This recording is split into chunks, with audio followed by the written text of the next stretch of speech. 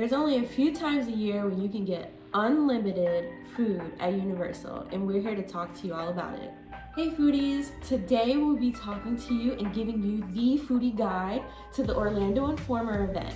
So what exactly is an Orlando Informer event, or OI event for short? So an Orlando Informer event is put on every few months or so by the cool people at Orlando Informer.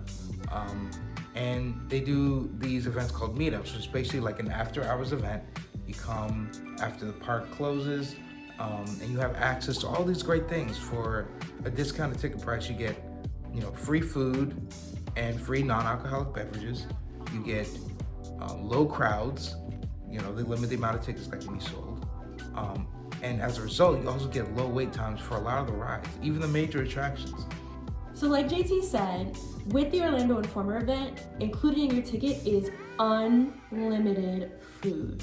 And this is really like the star of the show. This really makes the ticket worth it alone. Riding the rides is cool and everything, but the unlimited food from multiple locations is really just chef's kiss. Okay, so let's break down how the food works exactly. So you arrive at the event, a little bit before actual park closing, and when you register, you give them your name, and you also get like a free food and beverage card that you can use before the free food starts, because the free food does not start at the start of the event. I think it starts an hour later. Like an hour later. Yeah, like an hour later. So they give you the food and beverage card so that if you get hungry in between then, you can eat.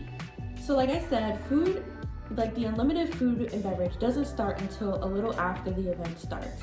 So what you can do is you can use the food and beverage card if you get hungry before then. But we suggest that you kind of wait it out. It is worth it. Mm-hmm. And then once the unlimited food and beverage starts, that's really when the night gets like super fun, entertaining. That is when we got the most excited, and we just made a mad dash to like the first food place that we can find to try some stuff out. And so most of the food is served buffet style, so it's just kind of like a quick grab and go kind of situation. And the portions for the event, for the purpose of the event, is that they're smaller than your typical, portions when you get food during the day at the parks. And this is really helpful because it, allows you to eat more, try new things, and without, like the full weight commitment of eating, like a full portion of the meal. And there's a great variety of food there also. They make sure you have, options everywhere. You have like your sandwiches, you have pizzas, you have like a multitude of different desserts, you have like, bread pudding, you have like mac and cheese. There's all this interesting options you can choose from when you go to this event. So, they make sure you have enough that you won't get bored from just eating the same thing over and over. So there were a lot of food options at the OI event. And this would be a really long video if I decide to talk about all the food we had. So I'm just gonna go ahead and highlight a couple of things that I really enjoyed the most. So at Thunder Falls, we had the Raptor Wings and the Key Lime Cheesecake, along with the bowls and stuff, but those two are the highlights for me. Because the Raptor Wings were really delicious. My stomach was growling just from thinking about them. Really delicious whole wings with delicious sauce on them. And the Key Lime Cheesecake, which they have regularly, really delicious, really slightly tangy, not too crazy, and really creamy and delicious, just really quality piece of cheesecake. Wish the Raptor Wings were available all the time. They should think about it, but I think for me, some of my favorite things from the event was definitely the roast beef sandwich, which is a seasonal item that's available at Circus McGurkus. And then definitely the bread pudding at Finnegan's. I think about that bread pudding a lot. I don't know if it's available regularly. No, I don't think it is. But if it is, then we will be going back very soon to try that bread pudding. But if not, they should definitely consider getting that bread pudding, which is so good. What really takes it over top is the whiskey sauce they put on top. Yeah, the whiskey sauce. So delicious. So another highlight we had was that we got to try a lot of the Harry Potter drinks, notably all of the water beers, frozen, hot, and cold. So those were all good. We think our personal favorite though is still gonna be frozen, number one, and followed by cold and then hot. Hot we thought was cool. It was interesting. We didn't love hot butterbeer. We thought it was fine. Okay. Yeah, but the other things we tried were the pumpkin juice and the fishy green ale.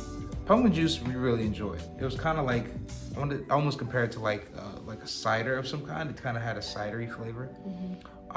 The fishy green ale, however, we did not care for. Yeah, this was a one and done for us. Yeah, it was very interesting. It had boba in it, and it had kind of like a licorice flavor, which I don't really like licorice flavor at all. So it was very interesting. It was fizzy and had that licorice flavor. Tasted more like a candy, which is I wasn't crazy about that. But it was worth a try. Everything was free, so try whatever you want. So if you've never been to an OI event, a lot of people usually have some questions concerning food, and we're here to answer just a few of them really quick. So a lot of times folks are confused on what's included with the unlimited food, and OI usually drops like a full menu list on the locations that are going to be open and the foods that are going to be available at those locations. But generally it's most places around the parks with the exception of just like a few. And then as far as like food and beverage, when you walk into any establishment, you will see the food already laid out because everything is buffet style. And then all beverages, including Harry Potter drinks, are included. The only things that are not included are like alcoholic beverages. But they do have alcohol for purchase. And when we went, they had alcohol special drinks that they made exclusively for the event. So you get a lot of like exclusive items and like sneak peeks and just being able to like taste things that you would never be able to taste during your regular park time because you would have to pay or it's just not available. Right. It's a good way of finding new favorites without paying for it and not liking it. Yeah. So we just have a couple tips for you if you're going to an OI event for the first time, and even if you've been before but just didn't know these tips. So we always say that if you can afford to do 2 days, do it. Because we did one day and we instantly kind of regretted just doing one day because there's so much to do. You get overwhelmed with the amount of things there are, the things that are open to you, all the rides you can get on without waits, all the food you can try. It's just overwhelming. So we'd say try to do the 2 days if you can afford it. It can be really expensive, but try it. We feel like it would be worth it. If you cannot do 2 days and you can only do 1 day, I think the best strategy is kind of focusing on the food before the rides. Yeah. We have read threads and other people might disagree and say, focus on the rides first and do the food later. But the only problem with that is that the food, closes at a certain time. So, even though the parks and stuff may be open until 12 or 1 o'clock or really late, the food stops after a certain time, maybe like an hour or two before.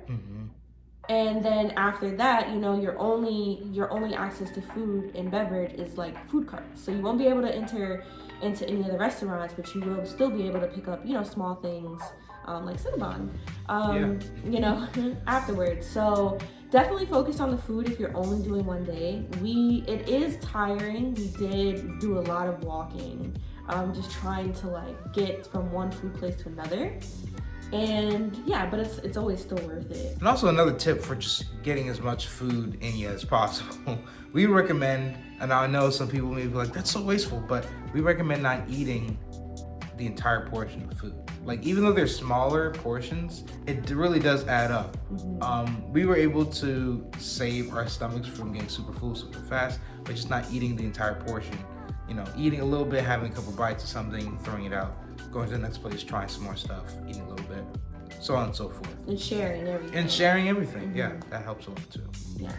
And lastly, as far as the gift card, if you can, we would say save the gift card for a rainy day. If you can hold your appetite and your hunger until like the event officially starts and the food starts getting served, that gift card really comes in handy on your next trip or the next day, whatever, you go back to Universal as soon as, so that you can save some money on food, We always say gift cards are like really good for like planning just like saving money in general. So like if you have like that $15 gift card, for later, like your future self will thank you. All right, so OI events, that's all we got for y'all this video. Hope you learned something. Hope you want to go to an OI event soon. Let us know in the comments if you have any other questions or comments about the video. Let us know if we're doing a great job. Remember to like, comment, and subscribe. Thank you so much for watching, and always remember that food is universal. See ya.